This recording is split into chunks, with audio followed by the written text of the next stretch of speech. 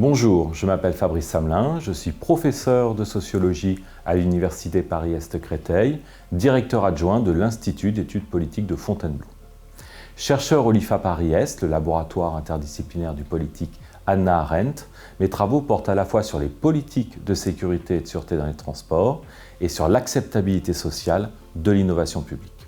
Sur cette thématique, j'ai coordonné un ouvrage collectif pluridisciplinaire publié en 2023 aux éditions OMS.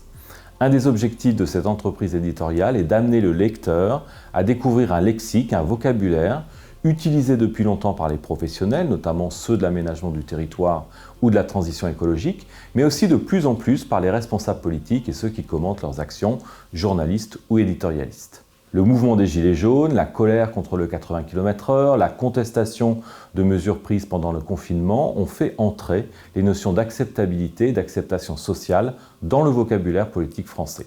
Pour ne prendre qu'un exemple, la réforme des retraites a été adoptée, mais elle ne passe pas dans l'opinion publique. Des grèves, des manifestations, des sondages et des controverses en témoignent. Pour les éditorialistes, l'explication tient souvent en une formule, l'acceptation sociale. On retrouve ce même vocable dans la bouche de députés qui s'inquiètent de l'acceptabilité sociale de la réforme dans leur circonscription.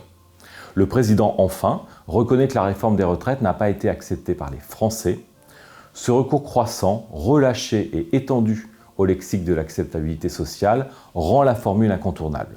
Certains considèrent même qu'elle devient une balise, voire une norme pour l'action publique. Elle devient un critère de décision pour les acteurs publics. La notion d'acceptabilité sociale renvoie à un riche lexique en sciences sociales. Les travaux réunis dans l'ouvrage s'interrogent par exemple sur les problématiques d'acceptation de l'intervention publique. Ils repèrent des stratégies et des épreuves territoriales d'acceptabilité. L'acceptation sociale exprime un jugement collectif qui se manifeste en dehors du cadre institutionnel ou de l'espace législatif. Il remplace d'autres notions, adhésion, assentiment, consentement. Dans le langage courant, son usage reste le plus souvent descriptif et sans apport à la compréhension de l'intervention publique. Pourtant, ce lexique pose une question essentielle qui est celle de la réception des politiques publiques par leur public et de leurs effets sur les politiques envisagées ou déployées. La question se pose avec acuité dans un contexte où nous ne décidons plus comme avant. Les décisions, reposant d'abord sur des arguments techniques et économiques, générés par des experts et imposés par les élus, ne sont plus tolérées. Il y a des conflits, des controverses, des résistances, du contournement. Ce vocabulaire fait donc écho aux changements en cours dans la fabrique des politiques publiques. L'ouvrage donne la parole à des sociologues, des géographes, des gestionnaires, des économistes, des psychologues sociaux parce que ce lexique est utilisé par différentes disciplines académiques et dans différents secteurs d'intervention publique. Les travaux ainsi réunis permettent de ne pas s'en tenir à l'usage intuitif qu'en font les commentateurs de l'actualité politique. Ils mobilisent une littérature qui s'est développée dans les années 2000 et 2010 dans les pays anglo-saxons et plus encore au Québec. Dans ce pays, la littérature académique se développe au moment où les autorités publiques en font un critère de décision, notamment face à la contestation de grands projets d'extraction ou d'aménagement. Les travaux menés au Québec répondent à une réalité politique concrète. Les sciences sociales françaises ignorent largement ces travaux, souvent peu théoriques, peu homogènes, contradictoires. Certains débats académiques semblent vains, comme la quête du mot juste. Faut-il parler d'acceptabilité, d'acceptation ou d'acceptance par exemple ? Mais d'autres divergences d'analyse sont plus déterminantes. Certains rejettent ce lexique parce que l'acceptation sociale serait le faux-nez d'une ingénierie du consentement et donc le véhicule de manipulations technocratiques, de stratégies menées par des cabinets de consultants pour amener une population à accepter un projet dont elle ne voudrait pas. Pour d'autres, les stratégies d'acceptabilité sont au contraire un facteur de mise en débat des politiques publiques. En intégrant le conflit, en donnant la parole aux parties prenantes, on se dote des moyens de comprendre et peut-être de déplacer les points de blocage entre opposants. Enfin, une vision plus pragmatique insiste sur la nécessité pour les décideurs d'obtenir un permis social d'opérer. Les autorisations légales pour agir, permis de construire, permis d'exploiter par exemple, ne disent rien de la réception du programme par les riverains, par l'opinion publique ou par la société civile organisée. C'est une difficulté bien réelle pour l'intervention publique puisque les contestations et les mobilisations peuvent interrompre ou peser sur la mise en œuvre. Derrière la question de l'acceptabilité se pose celle de la faisabilité de l'intervention publique. L'acceptabilité s'impose dans la boîte à outils normative de l'action gouvernementale, aux côtés de la légalité, de la légitimité et de l'efficacité, qui aujourd'hui semble impuissante à en assurer la réussite. L'acceptabilité sociale devient-elle un critère de décision pour les autorités publiques françaises? Au Québec, la notion est mobilisée comme critère de décision depuis plus d'une décennie.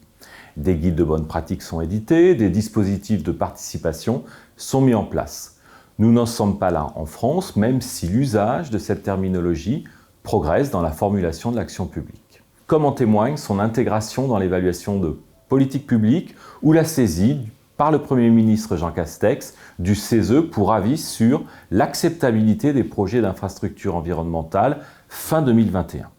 La même année, la Cour des comptes met explicitement l'acceptabilité au cœur de son évaluation de la politique de sécurité routière suite à la séquence du 80 km/h.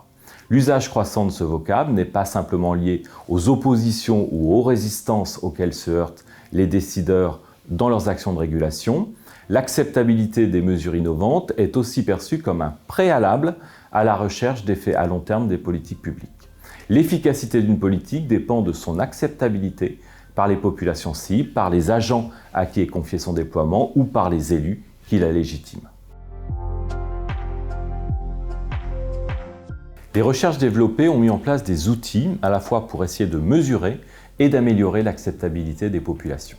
Les expérimentations, les clauses de revoyure rentrent pleinement dans ces stratégies, tout comme la mise en place d'espaces de débat déjà évoqués.